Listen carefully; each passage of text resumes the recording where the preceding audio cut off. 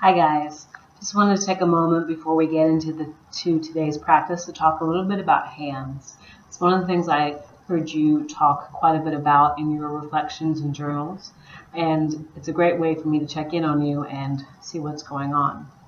If you're still experiencing pain in your hands, it doesn't mean that something's wrong with you. There could be lots of reasons you're experiencing pain with your hands. First, you need to keep in mind if there's any injury history to the shoulder, the elbow, or the wrist. That all will play a role in if your hands hurt. If you have any sort of condition that's going to affect the joints of the hands, like arthritis, that's also going to play a role in whether or not your hands hurt.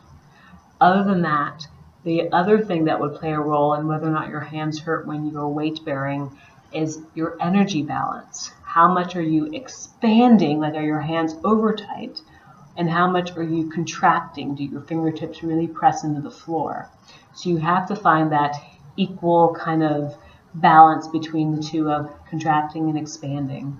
Hence why the idea of energy in a pose is important. Keeping that in mind, we're going to move into balance poses this week. Now, let's just be honest, they're all balance poses. They will all challenge your balance. But some poses in particular will purposefully move a foot or a hand or both feet or both hands off the floor to challenge your balance on purpose. Now, if you know your balance is questionable, I need you to practice these poses close to a wall or a chair or near your sofa, somewhere where you feel you can safely fall or grab onto so that you don't hurt yourself. Again, like your wrists and your hands, if there's any injury history to your hip, to your knee, or to your ankle, it will play a role in your balance. Also, if there's anything going on in your inner ear, so if you're like, fighting a sinus infection or something, balance is hard because your inner ear will play a role. The last thing about balance I want you to keep in mind is that it can't be forced. You can't make yourself balance, okay? So I want you to have lots of self-patience, and that's what I think these balance poses actually teach, for you to be patient with yourself.